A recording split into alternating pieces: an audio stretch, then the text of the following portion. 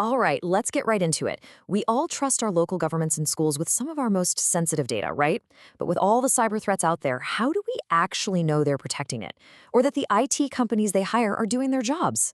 Today, we're going to take a look at how you can audit the protectors. Let's start with a number that should really grab your attention: 62%. That's how much ransomware attacks on schools jumped in just 1 year. Now, this isn't some far-off problem. This is a crisis that's accelerating in our own backyards, hitting the very places that hold our kids' futures and our community's data. So, who exactly is on the front lines of this? Well, in the industry, they're called SLED. That's state, local, and education. And because they're often working with tight budgets, hackers see them as soft targets. That makes having top-notch security not just a nice-to-have, but an absolute must.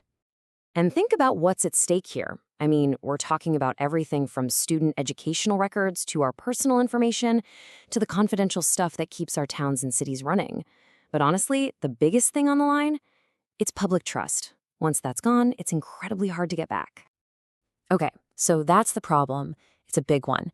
So how can we, as a community, actually make sure our data is safe? Well, the answer isn't just crossing our fingers. It's about demanding proof, and to do that, you need a solid framework for trust and verification. So where do we even start? Well, there's actually a roadmap for this. It comes from a guide by Bob Slavic at Virtualization Options LLC, which is a Colorado-based advisory group. And what's really important here is that this guide was created specifically for the public. It's designed to give us, the citizens, the tools we need for transparency to really evaluate the IT providers our communities are hiring. And I really want to hammer this home. This is not some super dense technical manual that only an IT genius can understand. Think of it more like a blueprint for accountability.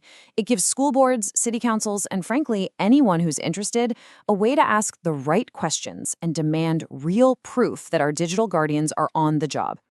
All right, so let's pull back the curtain and see what a real audit actually looks at. The guide does a great job of breaking down the super complex world of cybersecurity into just a few core, easy-to-understand pillars. It really all boils down to 3 fundamental questions. First, is the data itself actually locked down? Second, are the computer systems that access that data secure? And third, if, the worst-case scenario happens, is there a rock-solid plan to get back on track? Let's dig into what each of those really means. Okay, first up, protecting the actual data. You got to think about it in 2 ways. Data at rest is like your money sitting inside a bank vault. It needs to be secure right where it's stored. Then you have data in transit, which is like that money being moved in an armored truck. It has to be protected while it's moving across the internet. A proper audit confirms both are locked down tight with really strong encryption, like AES 256 and TLS 1.3.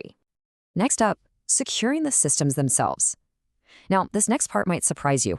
A lot of us think public data lives on servers in a government building somewhere, but that's often not the case. SLED organizations rely heavily on cloud services, especially what's called software as a service, or SaaS.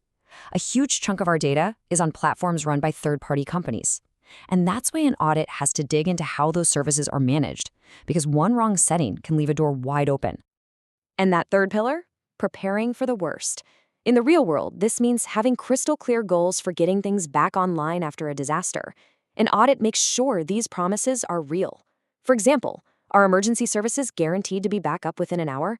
Can we only afford to lose 15 minutes of data? These aren't just technical terms. They're promises that our community can bounce back quickly. But here's the thing. You could have the best data protection, the most secure systems, and still have a massive, gaping hole in your defense. The best technology in the world is not a silver bullet, because even the strongest lock can be useless if someone just hands over the key.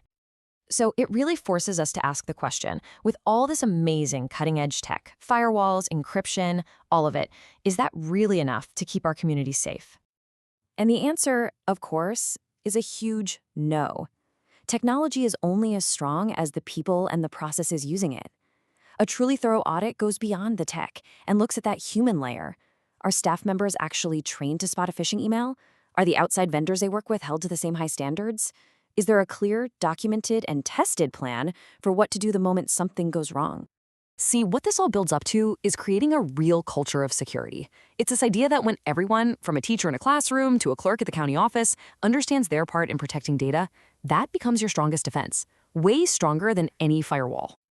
Okay, so let's tie all these threads together. The whole point of this entire process is to move away from just assuming everything's okay to having real assurance. It's about building a system of genuine accountability and security we can all trust.